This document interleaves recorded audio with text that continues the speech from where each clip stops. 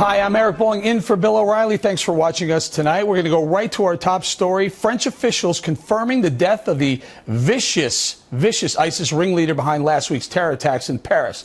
27-year-old Abdelhamid Abaoud was killed yesterday in a bloody raid in the Paris suburb of Saint-Denis. Intelligence officials say he was linked to a number of other terror plots in Europe as well. Abaoud was thought to be in Syria before the Paris terror attack, raising troubling questions of how such a dangerous terrorist could go undetected throughout the heart of Europe. Joining us now from Paris with more, Phil Chetwin, the global editor-in-chief of AFP News Service there. So, Phil, how did the police track down Abaoud? Well, I think, as you said, there was real surprise that he actually was even in France or in Europe. I think what they got in the end, they got an old-fashioned bit of police work, a tip, a human being coming to them and tipping them off. They followed that up, and I think they were surprised to find that actually the tip worked out. They put on some electronic surveillance, and that's where they traced him to this apartment just north of Paris. Now, we also understand that a cell phone was found, and one of the numbers in the cell phone they tracked back to this female terrorist who blew herself up during the raid. Very interesting to me that she had called for the Paris special forces to help her, trying to lure them into her bomb radius, and then detonated herself. What do we know about her, and what's the furthest information with regard to her?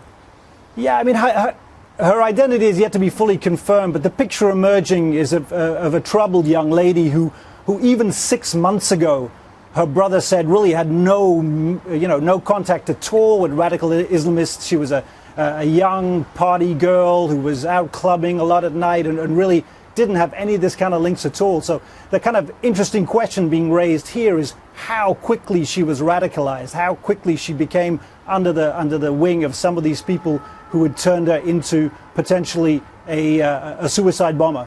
Phil, give us a sense now. Mr. Abaoud had bragged about being able to fly back and forth between Belgium and Syria and throughout Europe, frankly. Tell us about that investigation. What do we know about him and maybe other terror cells he may be linked to?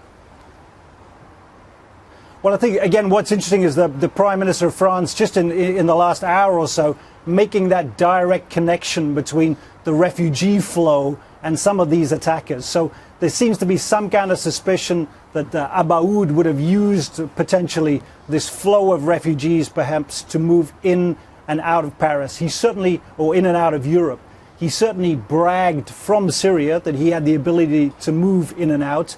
And it seems that an intelligence agency certainly spotted his movements in Greece at some point in recent weeks. So that would certainly add fuel to that line of inquiry. And we had heard earlier today that one of the bomb makers of that vest may have been caught or at least turned himself in. We're going to leave it right there with you, Phil. Thank you very much. But stay with us, because joining us now from Washington, Fox News Chief Intelligence Correspondent Catherine Herridge. Now, Catherine, late this afternoon, the FBI held a news conference to say there is no credible terrorist threat against the United States.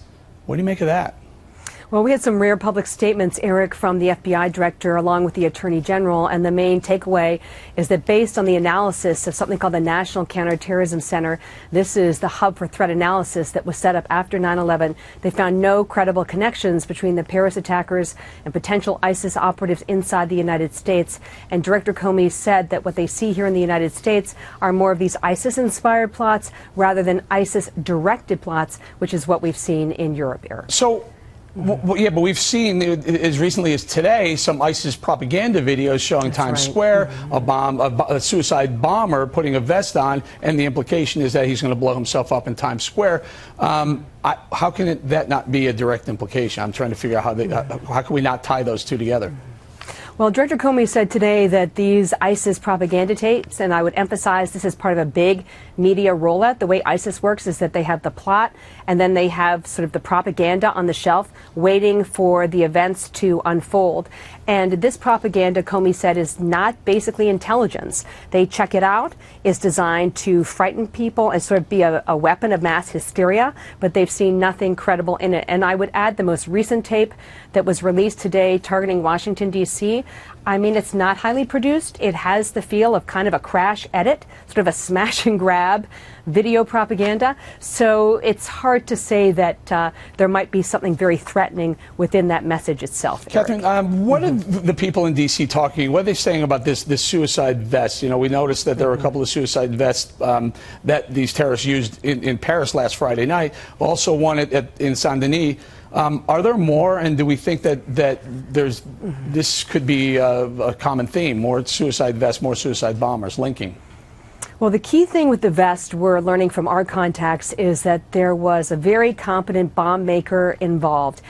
Someone able to produce a half-dozen vests without incident and not being flagged to the French authorities, and that this person has not been arrested to the best of our knowledge. We're also told that this so-called ringleader, Abdelhamid Abouad, is not the mastermind. He's like the tactical, strategic guy who was on the ground. To make a 9/11 analogy, he was like the Muhammad Atta. His job was to get the operatives, to get the weapons, and then to keep everyone in their lane so that the plot could be executed effectively. And that's important because it means there are individuals higher up the food chain, more senior people with the strategic vision who are still on the loose, as well as this bomb maker, Eric. So Aboud is on a lane, and the implication would be that there are other lanes, other Abouds out there reporting to another figurehead like you're pointing out, right? That's correct. All right, Catherine, we're going to leave it right there and hope they get all these guys.